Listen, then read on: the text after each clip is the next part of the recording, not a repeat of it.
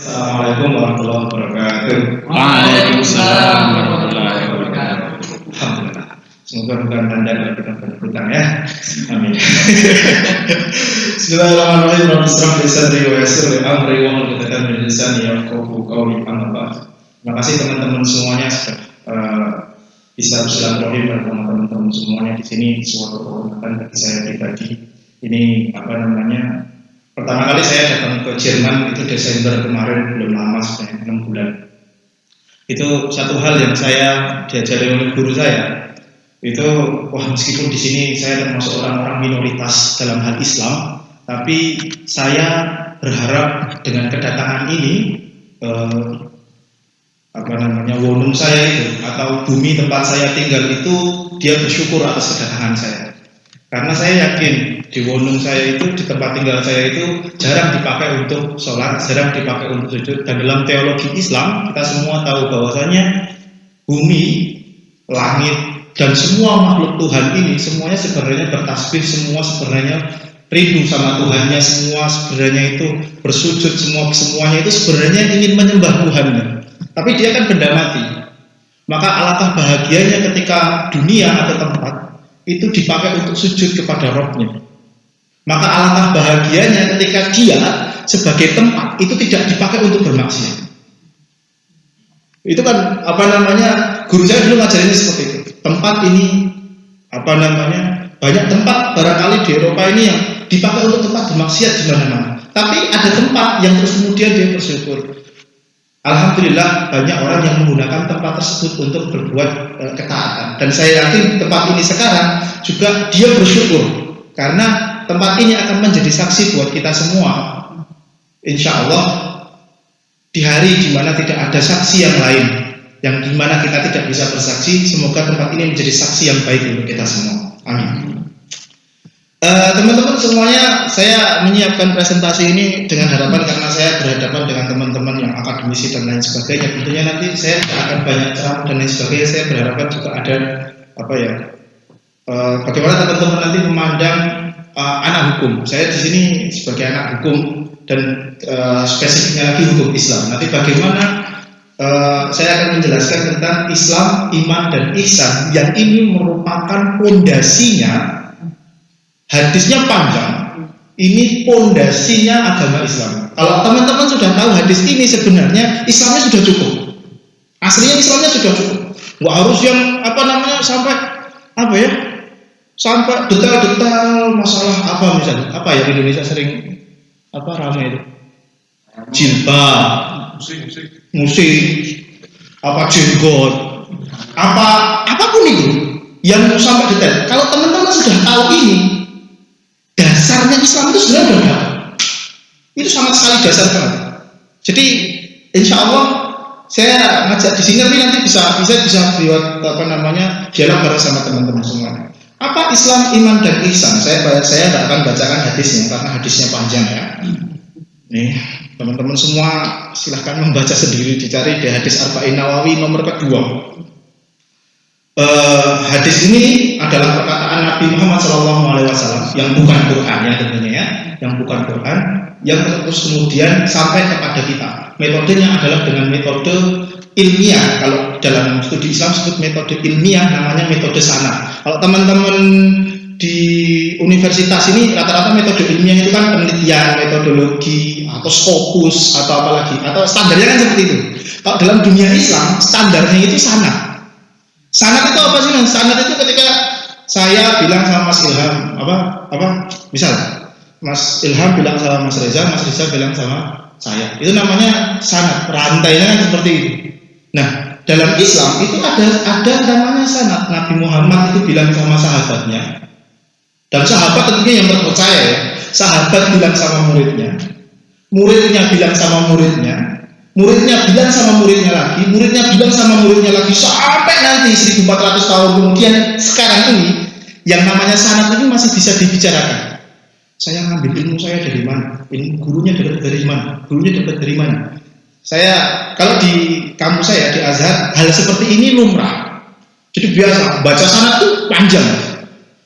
Saya pernah dapat sanad sekali tentang pembacaan Al-Quran. Kamu dapat sanad baca Al-Quran dari mana? Baca Quran itu kan harus benar. Artinya kalau benar itu harus punya guru, gurunya harus dari guru, gurunya harus guru, gurunya harus guru. Ya sampai Nabi Muhammad SAW, Nabi SAW itu didikte langsung sama Jibril, Jibril didikte sama Allah. Caranya seperti itu. Di buku sanadnya itu menjadikan gurunya itu siapa gitu. Tapi itu untuk untuk pertemuan kapan-kapan. Nah, berikutnya adalah apa sih dasarnya Islam itu, Mas? Anda sudah tahu 3 ini, insya Allah sudah selesai. Yang pertama, Nabi Muhammad waktu itu dites sama Jibril.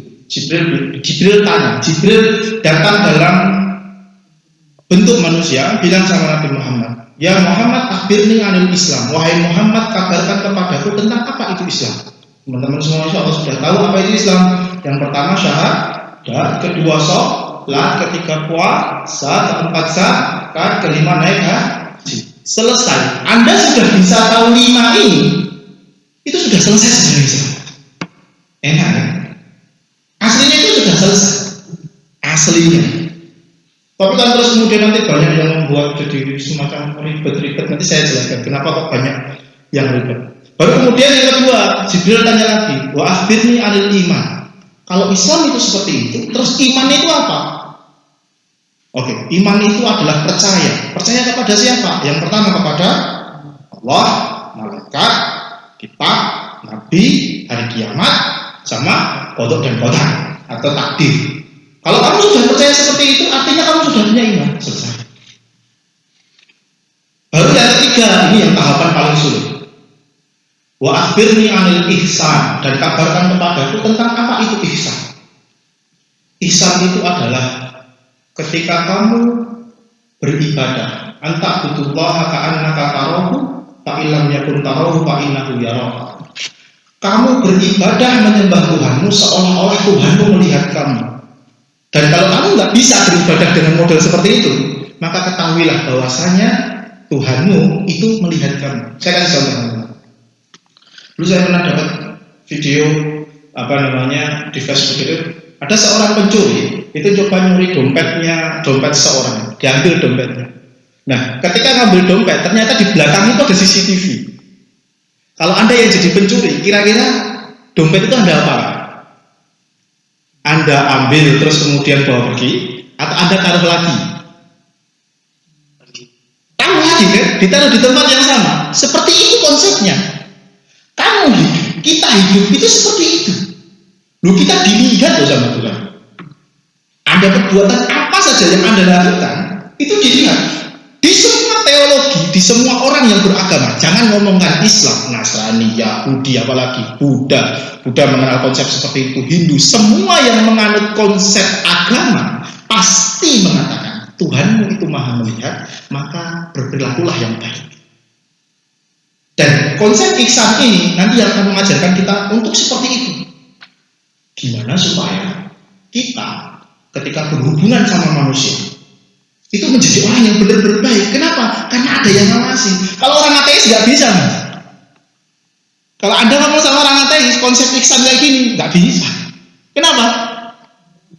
Mereka nggak percaya sama. Jangan beriman percaya sama Allah. Mereka itu nggak percaya Tuhan. Ya bagi mereka Hitler dan siapa orang paling baik? Hitler dan Nabi Muhammad itu ya satu jalur, dah mati selesai. Jadi orang paling baik di dunia ini dengan orang paling buruk di dunia ini, kalau sudah mati, ya sudah, jadinya tanah. Konsep hidup seperti itu membuat banyak orang ateis. Kalau kita bicara di filsafatnya, itu membuat mereka terus kemudian hatinya itu apa istilahnya, kosong, bingung, mau kemana lagi, bingung, mau ngapain gitu. Mau berbuat baik, ya apa balasan berbuat baik? Nggak ada. Buat buruk akhirnya berbuatlah semau dia. Artinya seperti itu. Nah, itu konsepnya ihsan. Nah, teman-teman semuanya, ini pokoknya kesannya ngajinya serius banget ya. Jadi saya tadi sebenarnya pengen gawanya itu gawa ke arah yang lebih humoris, tapi sepertinya saya salah pendahuluan ya, terus kemudian teman-teman tuh tegang banget. Saya jadi tegang juga. Oke, mohon maaf.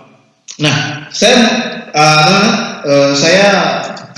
bongkar satu-satu basicnya ini. Basic yang pertama adalah apa itu Islam. Nah, apa itu Islam nanti dalam keilmuan para sarjana Islam itu akan menjadi permasalahan fikih. Permasalahan-permasalahan yang berupa bagaimana cara teman-teman itu sholat, bagaimana cara teman-teman itu toharoh, bagaimana cara teman-teman itu apalagi ya berhubungan sesama muslim, bagaimana dengan non muslim, bagaimana pokoknya semua hal yang sifatnya fikih. Teman-teman tahu nggak fikih itu? Ini tes-tesan, salah satu tes-tesan masuk lembaga fatwa paling prestisius di Mesir, namanya lembaga fatwa. Kalau kita MUI, kalau di Mesir ada namanya Darul Ifta. Untuk jadi seorang mufti, pertanyaan pertama itu tahu nggak seperti ini? Kamu tahu nggak apa hukumnya babi? Apa mas? Ada yang mau jawab? Apa hukumnya babi? Oh, seperti itu adik ipar saya. Ya udah pernah saya kasih tahu. Udah di briefing ya? Udah dulu briefing. Apa hukumnya babi? Enggak, kecuali adik ipar saya. Apa hukumnya? Apa? Babinya dong kan? Menurut saya nggak apa-apa. Nggak apa-apa, nggak haram. Ya, ada lagi? Mbak manja. Apa hukumnya? Mana saja? Di babi di apa? Maksudnya apa? Ya, makanya saya tanya, pertanyaannya itu saja. Ya. Bagi binatang juga binatang. Bingung kan? Teman-teman dulu, karena rata-rata umat Islam itu dididik caranya sudah kayak gitu. Apa hukumnya babi? Haram. Apa hukumnya ini haram? Padahal dalam ilmu fikih, mas, dalam ilmu bagaimana menentukan sebuah hukum, yang namanya objek itu tidak bisa dihukumi, iya nggak? Apa hukumnya babi? Ya diapakan dulu babinya gitu. Babinya dilihat, ya nggak apa-apa, iya kan? Karena itu istilah asal istilah apa itu fikih? Ilmu tentang hukum dalam Islam yang bersifat praksis, sifatnya harus muamalah, sifatnya harus perbuatan, dan didasarkan pada dalil-dalil yang bisa diterima. Apa dalil yang bisa diterima dalam hukum Islam? Al-Quran, Sunnah dan seterusnya. Nanti kapan-kapan kita bahas. Tapi yang namanya fikih itu harus perbuatan. Anda nggak bisa, Anda nggak boleh. Apa hukumnya menghina babi? Oh dosa mas, haram ya. Beneran, saya nggak bohongin, saya serius. Apa hukumnya menghina babi? Haram. Kenapa? Karena itu makhluk ciptaan Tuhan. Menghina ciptaan Tuhan sama dengan menghina penciptanya. Kan gitu. Apa hukumnya menghina, mohon maaf, non muslim, kafir, lah terserah lah gitu. Apa hukumnya? Ya nggak boleh. Haram mas. Mohon maaf, apa hukumnya menghina kepada contoh kami? Ahok, menghina dia. Nggak boleh mas. Wong dia itu makhluk. Dia itu ciptaan. Menghina ciptaan sama dengan menghina pencipta. Menghina lukisan sama saja menghina pelukis. Sama seperti itu. Makanya kalau dalam hukum itu harus betul-betul rinci. Itu babi diapakan, dimakan. Itu saja belum selesai. Dimakan dalam keadaan apa? Kalau dalam keadaan terpaksa, boleh nggak? Boleh saja. Sampai kenyang, oh saparatmu. Iya, sekenyangmu. Makanya dulu ada cerita salah seorang ulama di Jawa itu kan, ada orang non muslim itu dia benci sama ulama ini. Ceritanya itu dia pengen mempermalukan di depan umum. Ulamanya diundang ke rumah dia sama santri-santrinya. Kiainya diundang sama santri-santrinya. Disediakan makanan daging babi ketika itu dimakan. Tapi kan ulamanya kan nggak tahu. Dimakan semua santri-santrinya pada makan semuanya. Terus kemudian orang yang sebenarnya pengen orang ini sebenarnya pengen mempermalukan kiai di depan umum. Terus kemudian selesai kiainya makan, dia berdiri. Kiai tahu apa tadi yang kiai makan itu? Yang kiai sama santri-santri tadi makan itu daging babi.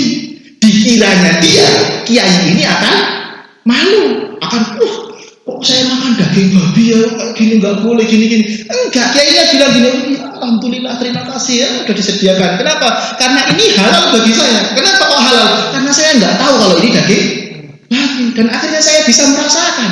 Ternyata lo enak. Komennya seperti itu. Makanya hukum itu harus spesifik teman-teman. Kalau dalam dunia hukum, dalam sarjana hukum Islam itu harus spesifik.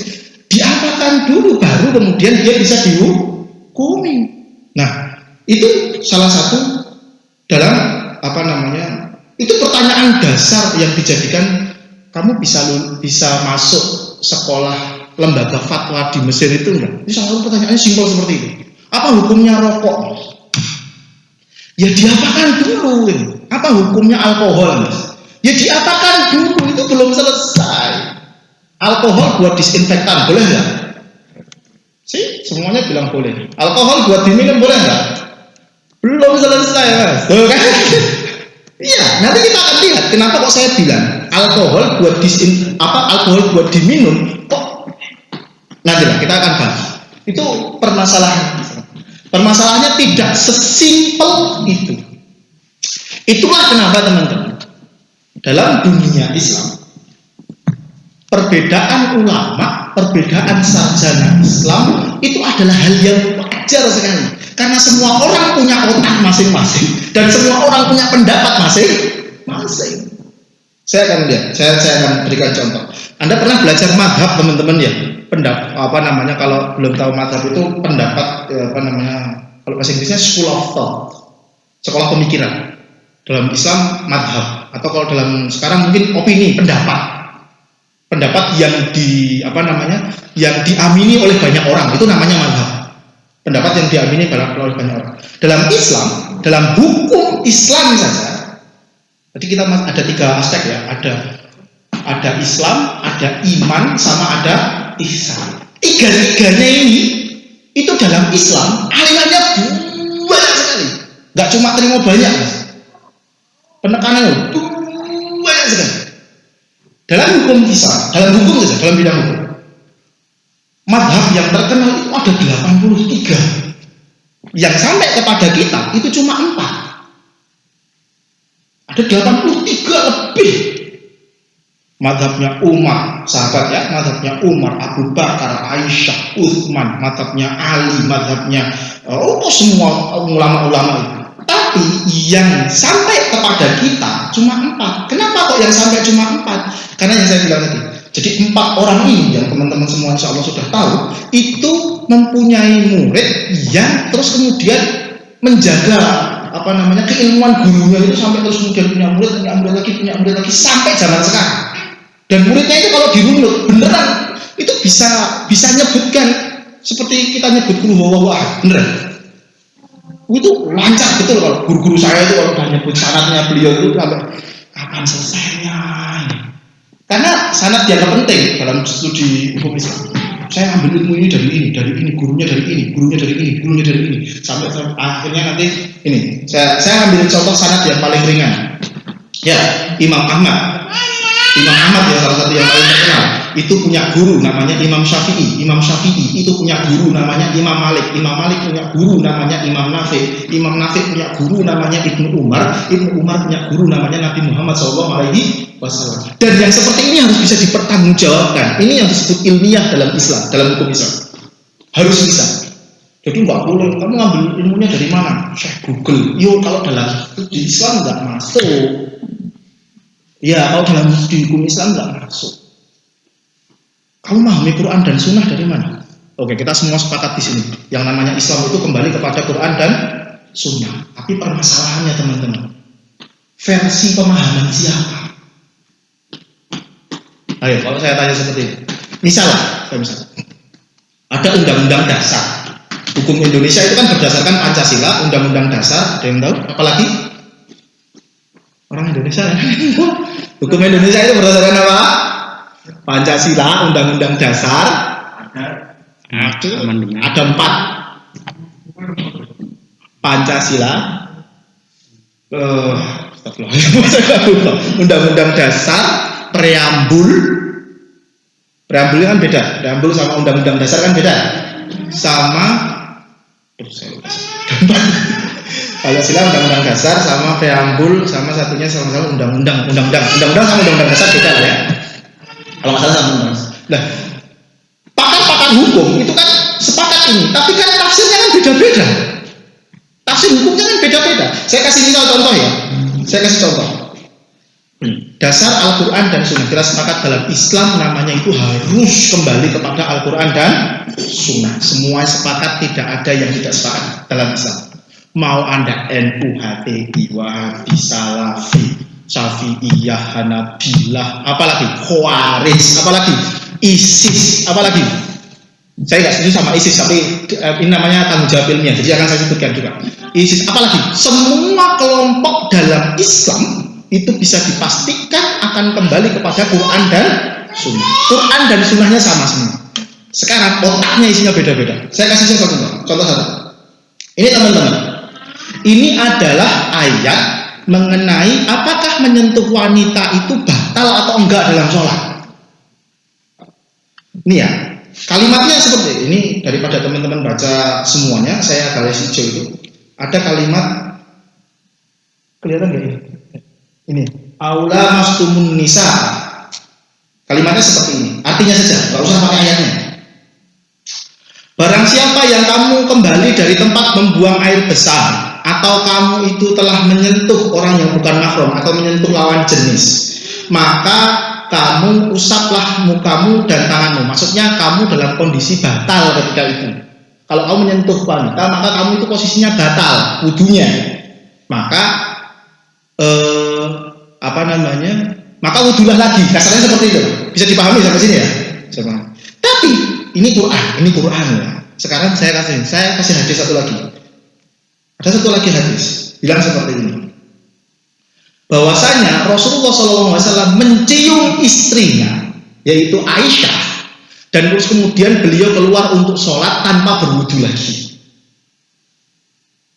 Ada satu Quran yang bilang barang siapa yang menyentuh wanita, maka kamu silahkan bertoharoh lagi. Satu hadis bilang Rasulullah SAW mencium istrinya, terus kemudian langsung keluar untuk sholat. Kira-kira kalau saya tanya sama jenengan teman-teman semuanya dengan data, dalilnya cuma dua ini, datanya cuma dua ini. Saya tanya, teman-teman, menyentuh wanita itu batal? Ini semua orang dunianya akademik, semua punya otak masing-masing. Kita akan lihat apakah penafsirannya masing-masing beda-beda atau sama semua. Kira-kira kesimpulannya apa, Mas? Jangan menyimpulkan bagaimana? Saya duluan nih. Ya, ada yang lain coba. Saya sedang diskusi. Bagaimana Anda menyimpulkan satu Quran, satunya hadis yang kelihatannya bertentangan? Baca ayat. Sorry ini sampai jam berapa ya?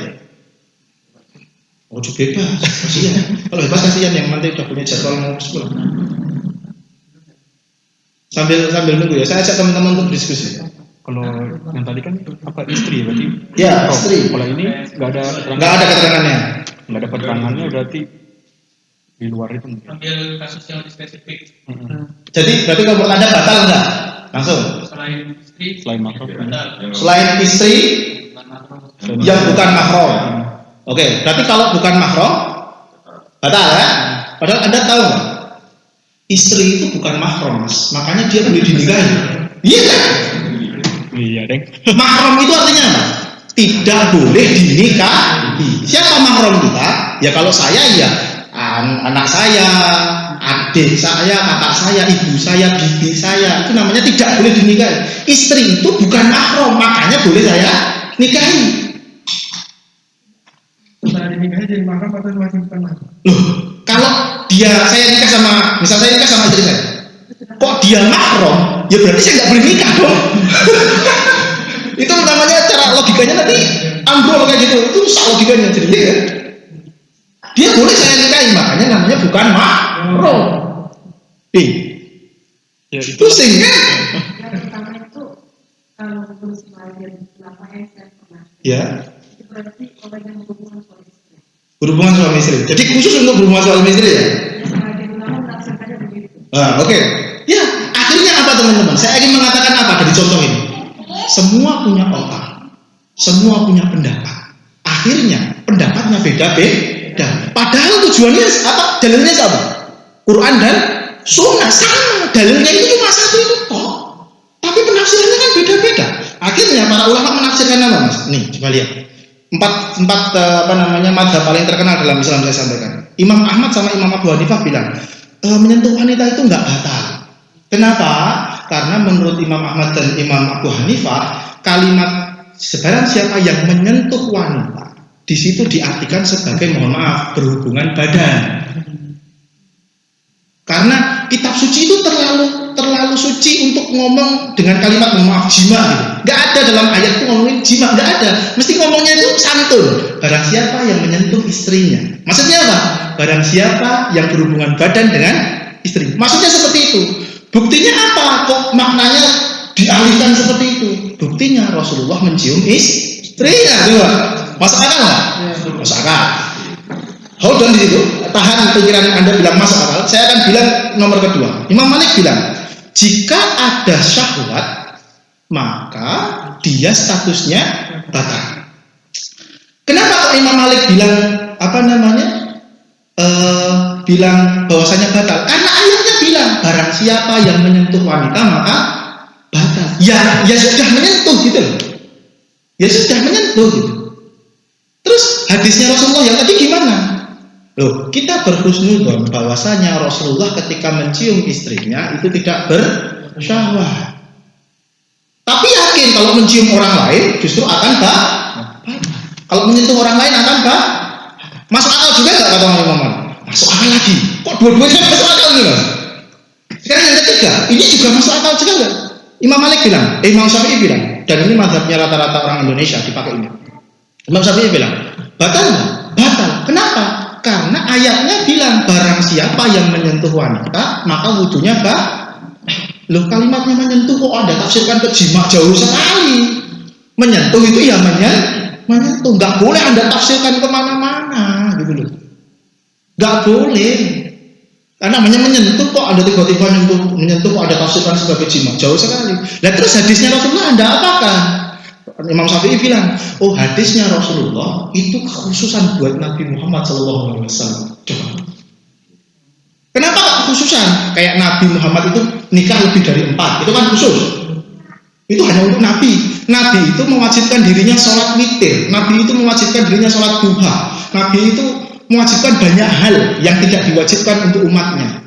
Itu kekhususan buat Nabi. Lah hadisnya tadi itu khusus untuk Nabi. Kenapa? Karena Nabi itu orang suci. Dia cium istrinya, enggak cium istrinya. Insya Allah enggak. Kalau kalian enggak akan pakai sahabat ya, kayak muka-muka seperti kita ini. Gitu loh. Coba masuk akal enggak Imam Syafi'i? Masuk akal mas. Akhirnya 3 pendapat ini semuanya masuk akal. Semuanya benar. Gitu.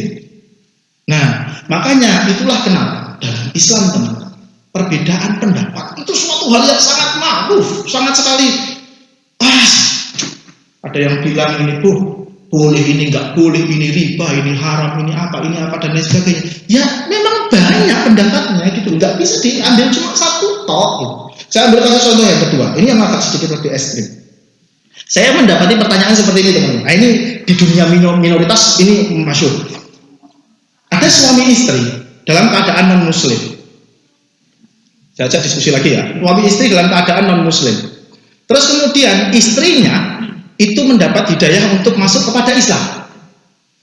Nah, istri ini tanya sama Anda, Mas Ustaz, jadi ceritanya saya itu punya hidayah, dapat hidayah untuk masuk Islam. Tapi kalau nanti masuk Islam, ternyata banyak pendapat yang mengatakan saya otomatis bercerai sama suami saya. Karena suami saya non muslim dan saya muslim. Nah, masalahnya suami saya itu cinta sama saya. Saya cinta sama suami saya dan kita itu sakinah saja. Kita itu apa namanya ya? Kita itu hidup dalam keadaan nyaman bersama. Saya punya anak. Saya sayang sama anak-anak saya. Dan kalau nanti saya mengajukan cerai gara-gara saya berpindah kepada saya mu'alaf menjadi Islam, saya bisa dianggap yang menyebabkan keluarga ini hancur dan saya tidak bisa mendapatkan hak anak saya. Hak menemui anak saya, hak adopsi anak. Jadi boleh tidak saya tetap Islam, tapi saya tetap melanjutkan pernikahan saya dengan suami saya? Dan ini realistis, ini realita mas. Ini pertanyaan yang terjadi, it happen. Tapi ini awalnya mereka non muslim dua-duanya. Awalnya mereka non muslim dua-duanya. Awalnya mereka non muslim dua-duanya, satunya mendapat ini Islam. Terserah yang Islam, yang istri atau yang suami terserah. Tapi ceritanya waktu itu mendapati yang istri yang Islam. Dan dia mau Islam itu takut. Kenapa? Harus cerai sama suaminya. Terus kemudian nanti nggak dapat hak anak. Akhirnya dia memilih, tergantung jawaban Anda. boleh nggak saya tetap masuk Islam tapi saya tetap bersama suami saya? Kalau Anda jawabannya nggak boleh, Mbak, maka dia akan memilih suaminya dan tidak masuk Islam. Kenapa? Karena keluarganya sudah. Dia takut kehilangan keluarganya, kehilangan anaknya, kehilangan semuanya. Anda bilang boleh, lihat ayat di atas. Pusing-pusing lah. Saya sengaja memberikan materi yang agak sedikit jelimet seperti ini karena saya menganggap teman-teman otaknya mampu untuk berpikir sampai seperti ini. Betul, ini happening, ini saya lagi nulis untuk hal-hal yang fikih-fikih sifatnya minoritas karena berat, Mas. Kalau Islam hidup di Indonesia itu biasa, Mas. Islam hidup di Arab Saudi itu biasa, Mas. Kenapa? Mereka berjuang dalam keadaan mayoritas. Kita itu berjuang, Anda itu berjuang dalam keadaan minoritas.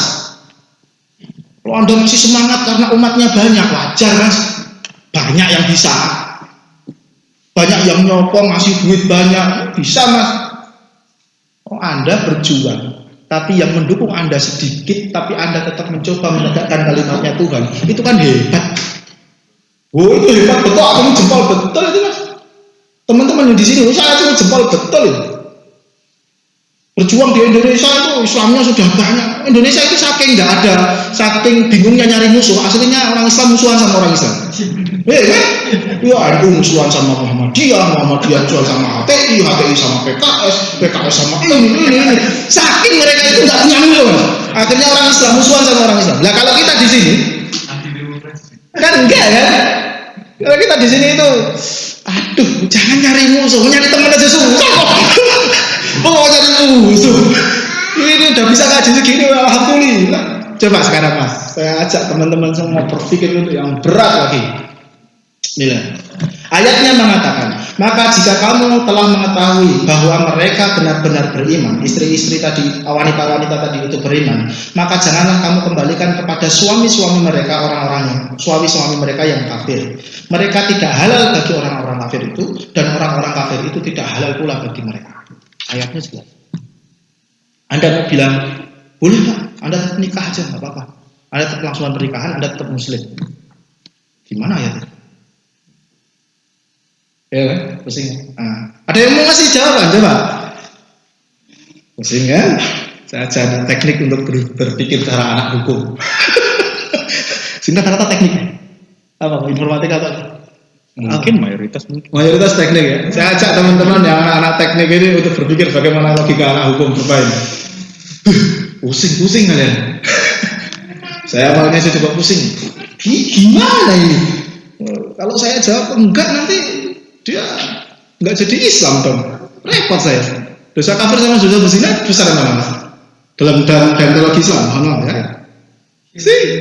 Nanti dia enggak jadi Islam gara-gara omongan saya. Bagaimana saya jawab di akhirat, Mas? Pusing kan? Pusing. Akhirnya saya cari-cari lagi, buku baca lagi. Saya temukan di fatwanya Syekh Yusuf Al-Qaradawi, salah satu ulama zaman sekarang, ulama modern ya. Itu beliau ngambil dari fatwanya Syekh Ibnu Taimiyah dan juga Syekh Ibnu Qayyim. Yang ternyata fatwanya beliau itu menyelisihi sekolah hukum tadi, 4 mazhab hukum yang mayoritas tadi. Hanafi, Syafi'i, Maliki dan tadi itu menyelisih. 4 sekolah ini bilang enggak boleh.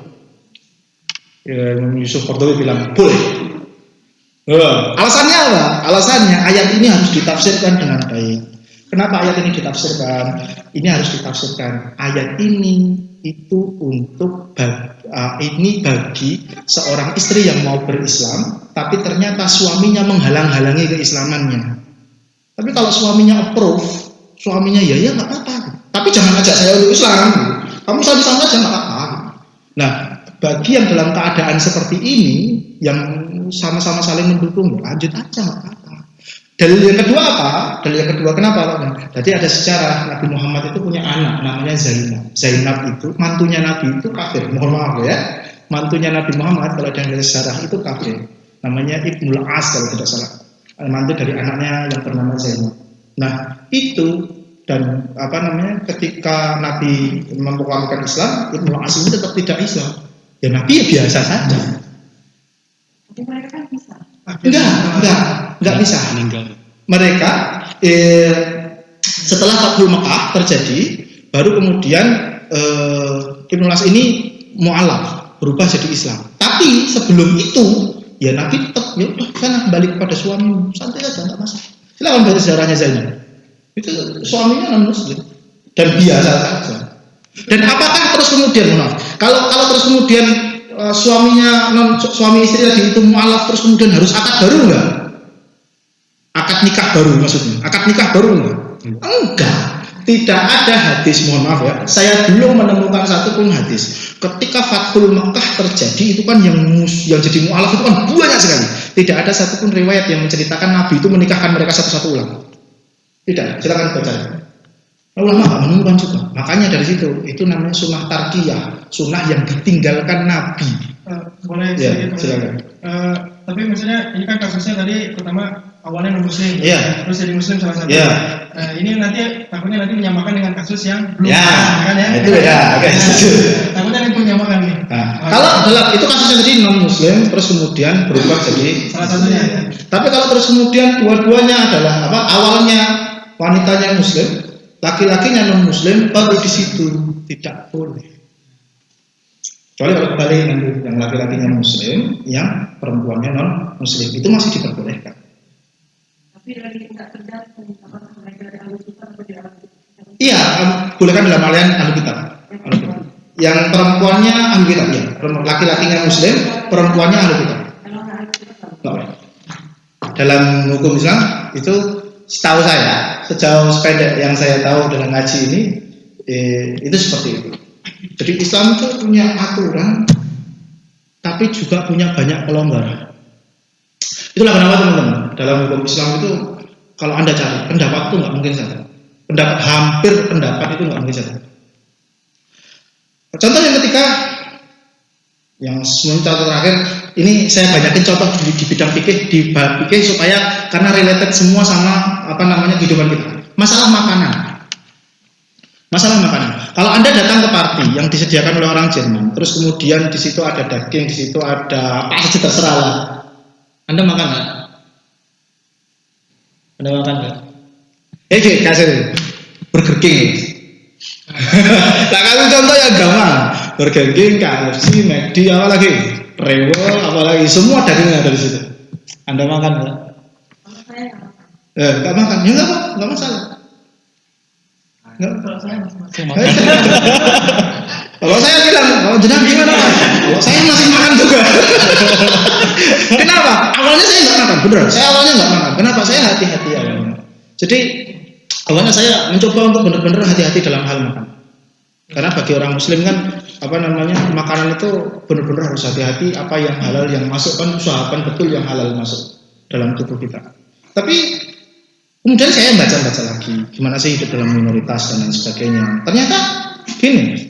Jadi awalnya itu dan diharamkan untuk kamu sekalian makanan orang-orang musyrik. Kenapa kok orang-orang musyrik diharamkan? Karena adatnya zaman Rasulullah, zamannya Nabi Muhammad ketika orang itu nyembelih, orang-orang musyrik nyembelih itu otomatis untuk persembahan kepada Tuhan mereka.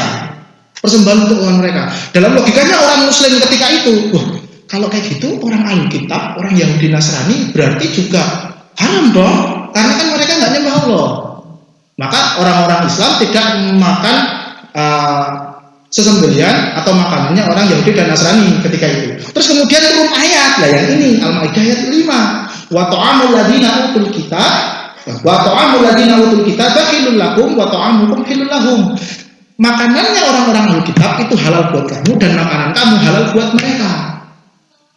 Selesai. Lah, di ayat ini, uniknya di ayat ini Mas, tidak dijelaskan bagaimana orang-orang Alkitab itu nyembelih dan lain sebagainya. Jadi nggak harus Anda itu cari-cari ini disembelih dengan cara apa. Nggak harus Mas.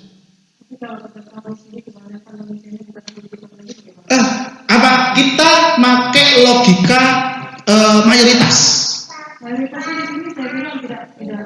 Mayoritas Eropa itu dihukumi sebagai negara Nasrani.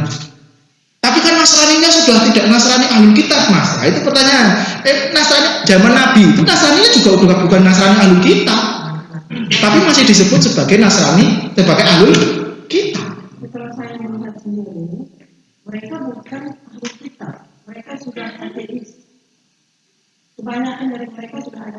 Ya, oke. Tapi dalam ya. Itu pemeliharaan kita buat, tapi secara statistik pun sama. Hanya mayoritas Jerman tuh bisa 40 sampai 60 bahkan ateis. Ada beda antara orang ateis sama orang beragama tapi KTP. Oh betul itu kan orang beragama betul, nggak boleh kita. Wah Anda Islam ikut Islam, Anda nasanya urusan Anda ke gereja atau enggak, urusan Anda ke masjid atau enggak itu urusan lain. Benar, Islam itu Islam dulu. Ada nggak bedanya antara musyrik sama Islam? Bedanya jelas. Bedanya nggak boleh sama-sama. Membedakan musyrik sama tidak musyrik itu tidak boleh sama-sama. Tidak boleh menggunakan prasangka. Bedanya apa? Ketika orang sudah mengatakan la ilaha illallah Muhammadur Rasulullah maka dia Islam, selesai. Tapi kan dia nggak sholat mas. Iya nggak masalah. Tapi kan dia asyhadu an la ilaha illallah asyhadu anna Muhammadar Rasulullah. Islam itu cuma itu saja. Itu dasar Islam ya. Itu bar paling minimum untuk jadi orang Muslim. Itu syahadat. Jangan pakai apa namanya? Dia harus sholat 5 waktu. Enggak beneran. Tapi itu masuk dosa besar sih. Nanti nggak dikira wah berarti nggak apa-apa nggak sholat, nggak boleh kayak gitu, enggak ya. Tapi biar paling minimum untuk menjadi seorang Muslim itu syahadat. Dia menyalahi syahadat selesai. Dia nggak menyalahi syahadat dia Islam. Tapi dia nggak sholat mas. Tapi dia minum alkohol mas. Tapi dia berzina. Enggak, dia tetap Muslim. Orang pendosa besar. Ini yang jadi masalah zamannya Sayyidina Ali. Orang pendosa besar, dosa apapun selama dia tidak menyentuhkan Allah, maka dia dianggap tetap Muslim. Jadi nggak ada yang bisa mengeluarkan seorang dari Islam selama dia bersyahadat. Betul, nggak ada. Kalau dalam fikih nggak ada, atau yang mengeluarkan betul-betul kodok dari sultan atau ketokan palu dari hakim. Hakim tentu kalau zaman kita ya mungkin Mahkamah Agung. Tapi kan Mahkamah Agung kita nggak mengeluarkan seperti itu. Jadi buat kalau dalam status Mesir ada pernah. Mesir itu pernah mengeluarkan apa namanya ketokan palu, orang ini sudah murtad karena kayak gini dengan semua. Menurut saya tadi dikatakan bahwa dia dosa besar. Apakah di sini ada perbedaan antara Muslim dan mukmin? Nanti beda lagi kalau udah Muslim mukmin itu sudah tingkatan, itu sudah tingkatan keimanan. Dia semakin tinggi keimanannya dia orang Muslim tapi juga mukmin. Kalau semakin tinggi lagi nanti Muslim. Tadi itu tingkatan itu. Islam, iman, ihsan. Itu semakin tinggi itu akan semakin tinggi. Bisa tidak? Dia tidak Muslim tapi dia mukmin. How is that? Nggak mungkin. Bagaimana dia mukmin tapi dia nggak Islam? Ini kan harus ada dasar dari Jadi itu kalau modelnya kayak anak tangga. Level 1, level 2. Untuk Anda level 2, Anda harus level 1. Anda nggak bisa level 3 langsung. Banyak nanti saya ceritakan lagi masalah ihsan, masalah tasawuf banyak yang salah itu. Bagaimana di sini bisa ini banyak orang yang katanya Iya. karena seperti Indonesia mulai tingkat ekonomi. Iya. Apa kalau sekarang? Jadi mereka di Indonesia itu nikah. Oke. Setelah menikah di sana itu kalau kita lihat dari zahirnya itu hanya sebagai formalitas. Karena tanpa menikah mereka boleh satu. Tapi dalam hati bahkan keluar dari ungkapan mereka itu nggak mengerti orang mereka. Mereka katakan nggak mungkin Tuhan itu ada. Tuhan bukan mereka belum diprogram. Tidak mungkin Tuhan itu ada. Kalau Tuhan itu ada nggak mungkin ada. Tidak mungkin ada ketidakadilan. Fine. Kalau teman-teman lihat, mulutnya mengatakan syahadat, hatinya mengingkari. Masuk apa itu? Tapi apakah masuk munafik? Tapi apakah dia Muslim? Kemudian pertanyaan saya selesai. Ayo. Selanjutnya yang kita tadi dari Islam kita bersama. Ya. Kemudian punya keturunan dan segala macam. Tapi kalau dibilang kenapa sholat? Untuk apa saya sholat? Dia tidak ingkar sholat. Kalau istrinya mau haji dia bilang untuk apa pergi haji? Kalau habis kita tidak libur. Kemudian dia melarang kalau mau ibadah, silakan tapi jangan terganggu saya. Bahkan itu kalau handphonenya itu untuk subuh, dan dia itu handphonenya itu dilarang. Itu bagaimana kita menghukumi kira-kira kita? Pertanyaan teman-teman, dia masih Muslim atau enggak? Dia bilang itu Allah Tuhan itu enggak ada. Kalau ada Tuhan itu nggak mungkin ada iklan dia. Enggak. Karena kan berarti itu didolimi. Ya nggak masalah sebenarnya dia punya pendapat seperti itu. Tapi pertanyaannya kan tadi mulutnya mengatakan Islam, hatinya mengingkarinya, maka dia termasuk golongan selesai. Munafik itu muslim atau enggak? Ayo, munafik atau muslim atau enggak? Bisa muslim atau Iya. murtad. Kalau murtad itu. Nah, urusan murtad dan tidak murtad itu pertanggungjawaban dia kepada Tuhan. Kita sebagai manusia hanya boleh menilai apa yang zahir. Kita nggak bisa menilai hatinya masing-masing. Tapi dia nggak ngomong langsung. Ya itu Ngomong langsung dia bilang itu Tuhan tidak ada. Kalau Tuhan ada, pasti dia bikin hidup itu satu warna gitu loh. Semua Ya. orang senang, kan? Ya kalau seperti itu kan problem berarti kan Apakah itu membatalkan syahadat? Saya Enggak. mau tahu, ya bisa membatalkan syahadat. Iya, dia mengatakan Tuhan tidak ada.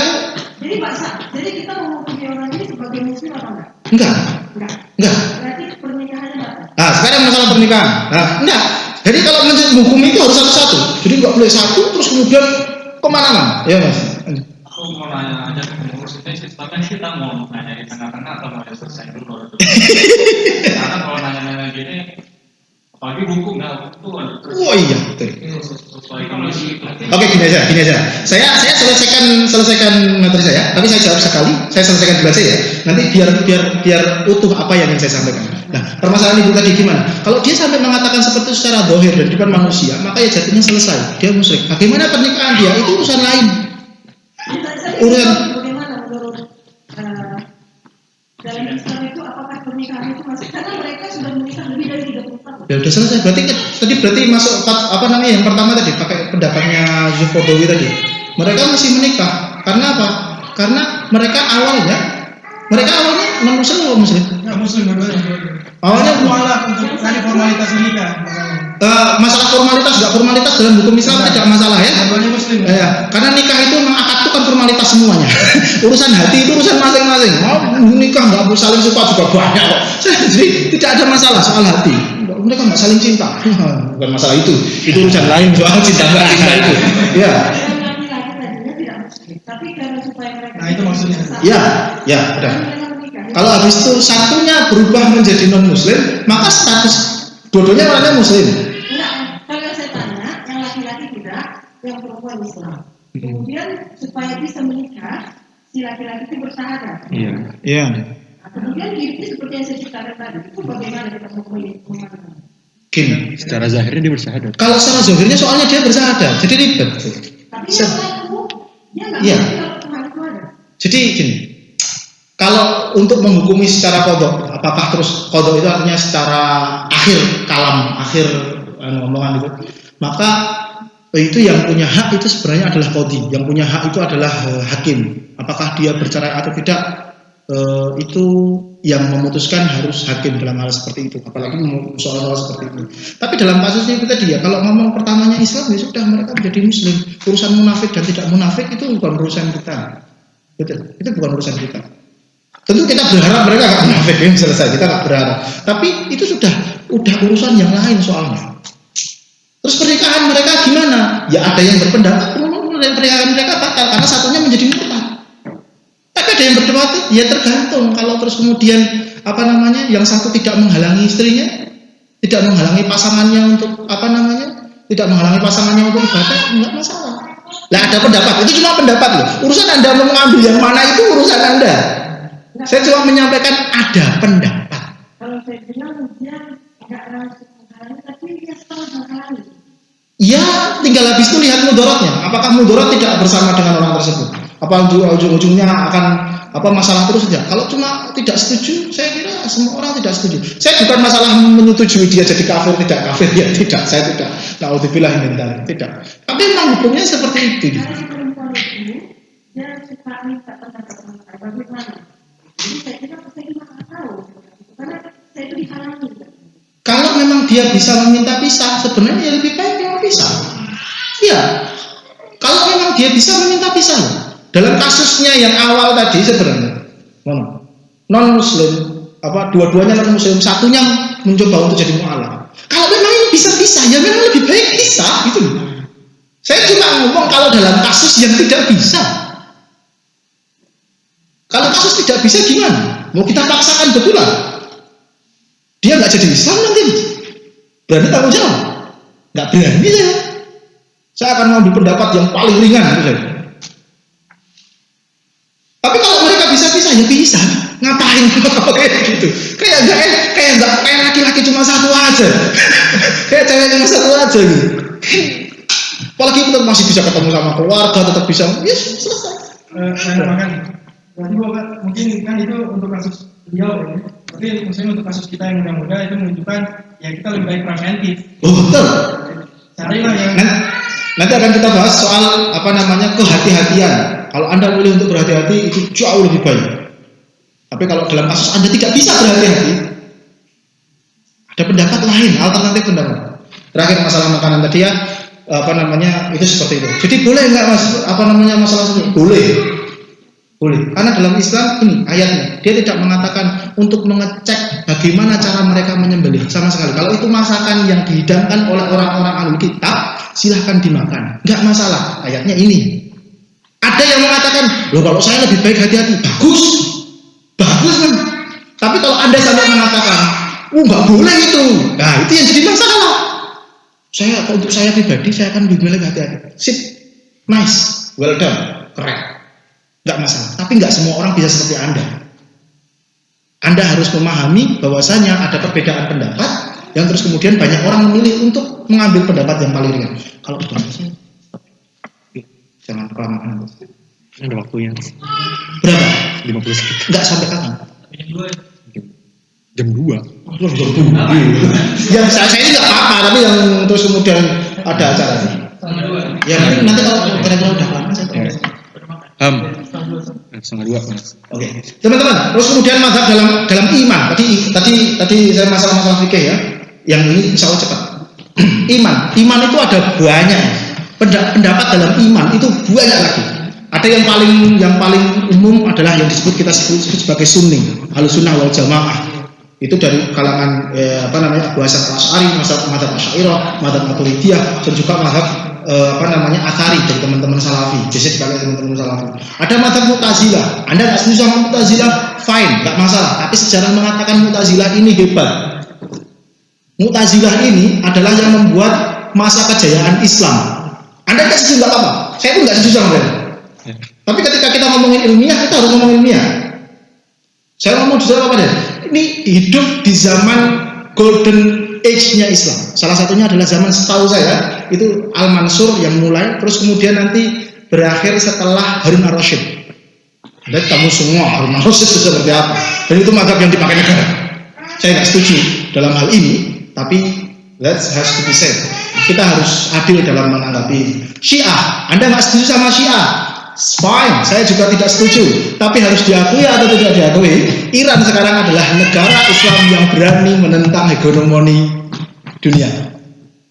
Anda nggak setuju? Enggak masalah. Apakah Syiah itu pasti kafir? Enggak. Apakah kita setuju sama Syiah? Enggak. Saya juga enggak. Sebagaimana dalam masalah fikih ada yang sesat, ada yang betul, dalam akidah juga ada yang sesat, ada yang betul. Syiah sama kita itu seperti diagram Venn. Ada yang sama, ada yang beda, banyak yang beda, maksudnya banyak yang beda. Saya tidak setuju. Murji'ah, ada Jabariyah, ada Qadariyah. Jabariyah, Qadariyah ini terkenal di semua teologi juga, semua teologi ada. Oh, Nasrani, Yahudi semua. Jabariyah bilang apa? Hidup kita itu seperti wayang. Saya duduk di sini itu sudah ditentukan oleh Tuhan. Tuhan sudah tahu semuanya. Semua yang menentukan itu adalah Tuhan. Apa saya ngomong seperti ini? Jadi kalau saya ngomong kayak gini terus kemudian salah, Anda nggak bisa nyalahkan saya. Anda salah kan? Itu Jabariyah bilang seperti itu. Karena Allah Maha tahu, kan logikanya gitu. Allah Maha tahu. Kalau Allah Maha tahu, berarti Allah sudah menentukan. Iya kan? Allah sudah menentukan. Allah tahu saya akan duduk seperti ini kok. Berarti Allah sudah tahu kalau saya akan berbuat maksiat kok. Qadariyah sebaliknya. Mazhab yang betul gimana? Tengah-tengah di antara keduanya. Tengah-tengah itu gimana? Tuhan itu menciptakan buat kita semua hukum. Kalau Anda lompat dari lantai 13, maka Anda akan jatuh, Anda akan sakit, Anda akan mati. Itu hukumnya, hukum sebab akibat. Nah, manusia dikasih kekuatan untuk memilih melakukan hukum yang mana. Jadi nanti Anda tetap akan bertanggung jawab atas perbuatan Anda. dan Allah tetap berkuasa untuk membuat hukum tersebut. Gitu. Itu mazhab tengah-tengah. Tapi itu perkaraan yang aneh. Mazhab tasawuf teman-teman, waduh ini tambah. Teman-teman tasawuf di dunia Islam itu banyak banget ya. Itu mazhab masalah hati, mazhab masalah bagaimana kedekatan kita kepada Tuhan. Ada banyak sekali mazhab di Indonesia yang paling terkenal Imam Ghazali sama Imam Junaid Al-Baghdadi, ada Abdul Qadir Jailani, teman-teman semua tahu. Kalau ada teman-teman nggak tahu apa itu tasawuf, tasawuf itu intinya itu kalau Agim ya, itu bilang manajemen kolbu. Kalau orang Salafi bilang akhlak mahmudah. Bahasanya beda-beda. Tapi intinya seperti itu. Bagaimana cara bermuamalah dengan Tuhan dan bagaimana cara bermuamalah dengan manusia. Untuk menjadi orang yang jujur, untuk menjadi orang yang baik, untuk menjadi orang yang sabar. Dunia itu intinya banyak cobaan, sabar. Sabar betul menghadapi ujian. Kalau jangan lupa dua hal, satu bersabar dan yang satu bersyukur. Selesai. Anda punya dua rumus ini dalam kehidupan, selesai ini. Oh, itu sudah enak. Dalam masalah tasawuf ini akan mengajarkan teman-teman semua untuk hidup seperti itu. Ada dalam Islam itu ajaran yang mengajarkan jenengan kalau dekat sama Tuhan itu selalu nangis, iya kan? Kalau dalam di Indonesia ada Arifin Ilham, ngejak teman-teman semuanya zikir, terus kemudian dekat sama Tuhan, ingat sama dosa jenengan ini banyak banget loh mas. Bapaknya salah jenengan, oke kan? Banyak kali. Kalau Anda yang jadi malaikat nanti, misalnya Anda yang jadi malaikat, terus kemudian Anda dihadapkan sama jenengan sendiri, wahum, Anda ini masuk surga apa? Loh ya, cek juga masing-masing. Antara dosa sama pahala Anda itu banyak. Dosa. Jadi kalau Anda yang jadi malaikat nanti tukang ngitung amal, terus kemudian yang datang adalah ruh Anda, kira-kira orang seperti Anda ini masuk mana? Langsung kemudian istighfar semua kan? Ya langsung dulu. Dosa saya banyak Tuhan, saya menyesali. Terus kemudian ngajak bertobat, ngajak untuk repent, ngajak untuk kembali lagi kepada Tuhan. Ya pasti omongin kayak gini sadar, nanti habis itu naik bis sudah lupa. Ya kan? Tapi ada juga kelompok yang ngajak teman-teman untuk senang, ketawa ketika ingat Tuhan. Kenapa? Tuhan itu maha pengasih loh. Tuhan itu maha pengasih betul. Memang kita itu banyak dosa, tapi yakin ampunan Tuhan jauh lebih besar daripada dosa kita, bukan? Maka ketika mengingat Tuhan itu disuruh untuk ketawa, disuruh untuk senyum, disuruh untuk menerima takdir kita sebagai hamba gitu loh. Kan kelihatannya kalau Anda nangis terus itu kan kayak tidak menerima takdir Anda sebagai hamba kan? Kayak orang kok susah terus, kayak nggak terima banget sih sama takdir yang tak buat, ya kan? Tapi ada kelompok yang ngajak sama jenengan itu untuk bahagia kalau ketemu sama Tuhan. Tuhan itu diekspresikan sebagai zat yang menyenangkan betul ketika diajak bertemu. Maka diajak untuk ketawa dan ada pendapat seperti itu, tapi juga ada pendapat yang lain. Jadi Anda mau ikut yang mana? Saya ikut pendapat yang kedua. Kenapa itu? Karena makanya saya yakin betul saya masuk surga. Oh iya. Saya ngomong, Mas jenengan yakin masuk surga Mas? Yakin. Kenapa? Dosanya banyak. Oh ya benar banyak banget. Ya. Tapi kok kenapa yakin? Karena saya hakul yakin bahwasanya ampunan Tuhan saya itu jauh lebih besar daripada dosa. Saya nggak bisa menggapai rahmat Tuhan saya, tapi saya yakin rahmat Tuhan saya itu mampu menggapai saya. Saya itu ahli maksiat, maksiat semua Anda sebutkan. Anda sebutkan, saya minum, saya berzina, saya merampok, saya apa? Tuhan nggak butuh perbuatan Anda.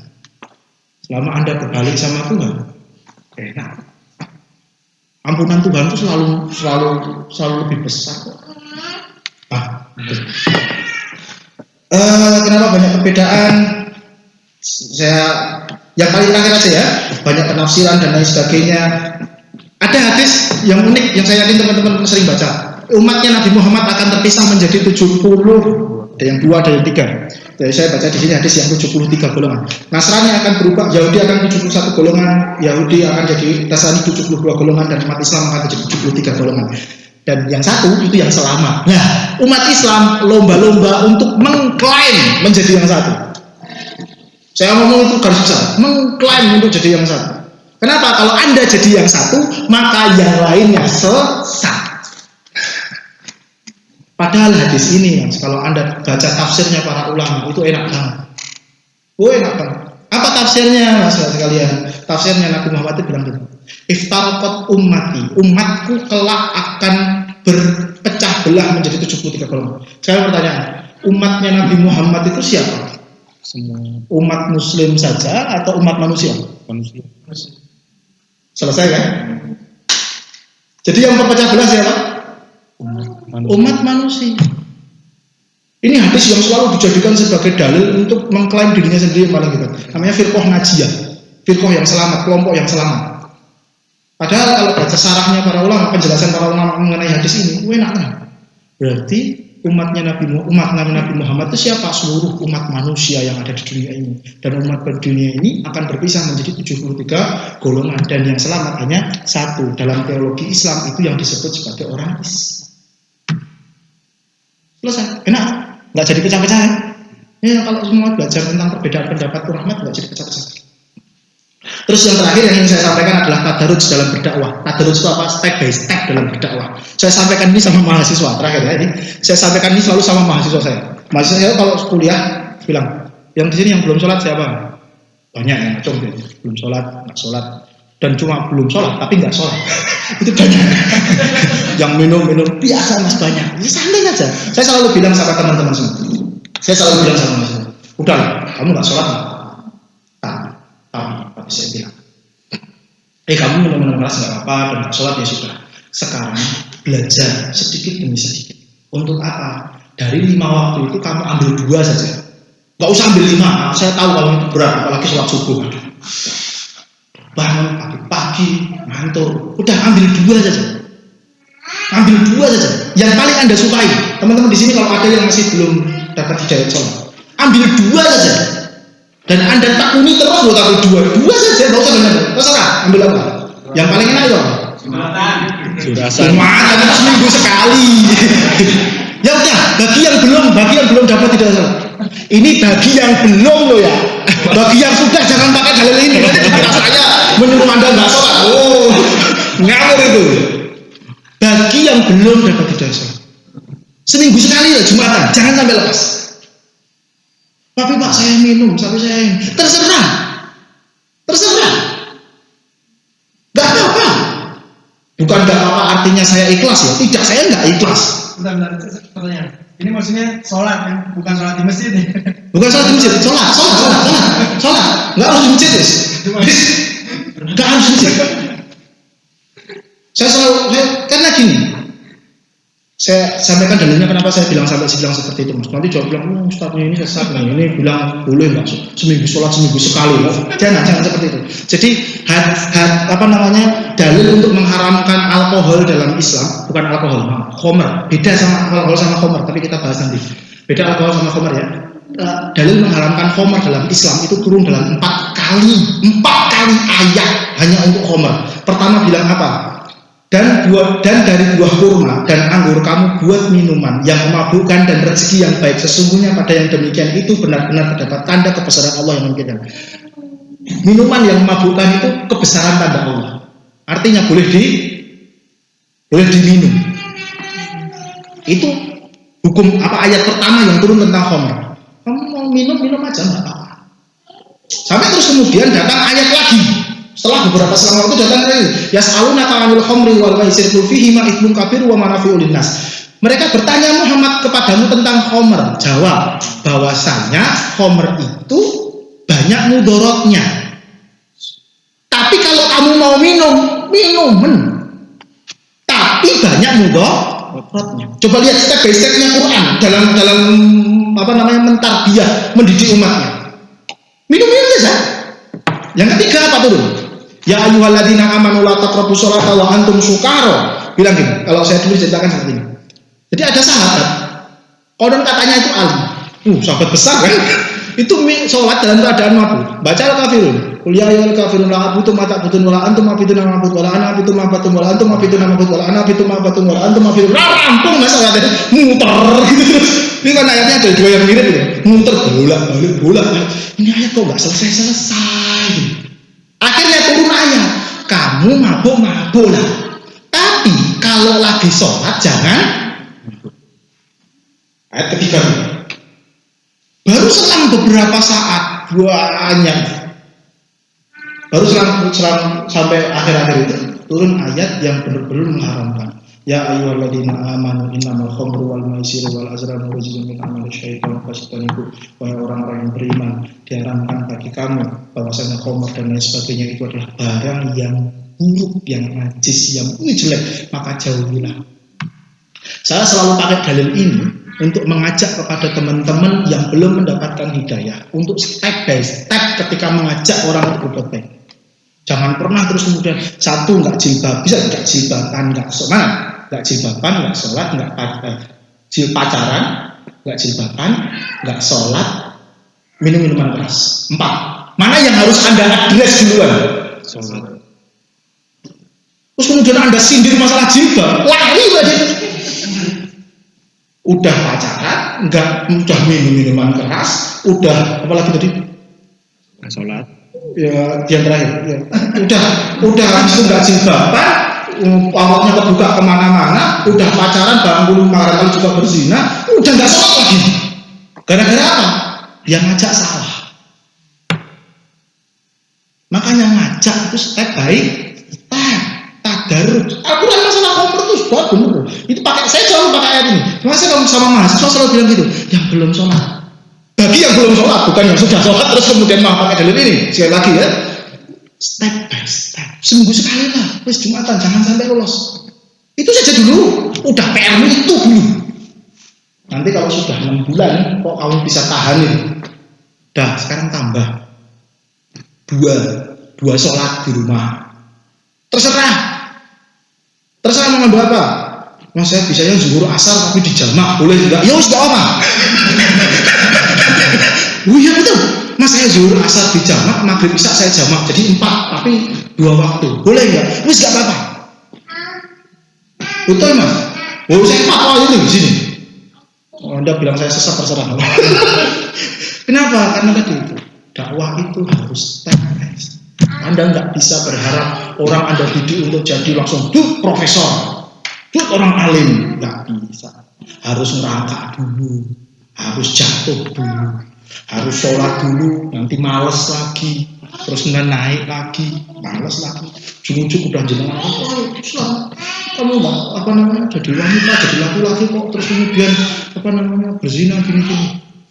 Ya itu salah sampai hari kiamat. Saya katakan itu salah. Saya berpendapat itu salah. Tapi yang namanya dakwah itu harus punya strategi. Terakhir, ma la yutraku kullu la yutraku kullu. Kalau kamu tidak bisa mendapatkan semuanya, maka kamu jangan tinggalkan semuanya. Kayak tadi ada cewek 5 tadi ya, dia sudah meninggal, buka auratnya, dia minum minuman keras, dia terus kemudian tidak sholat. Maka kalau kita yang berdakwah daripada tidak dapat 3-tiganya, mendingan dapat 1. Udahlah, dia masih minum minuman keras, dia masih pacaran masih nggak jilbaban tapi yang penting dia ambil 1 dulu, dan itu permulaan. Dan itu harus betul, la yutraku kullu. Jangan, kalau nggak bisa dapatkan semuanya, ya jangan ditinggalkan semuanya. Itu ada. Wallahu a'lam.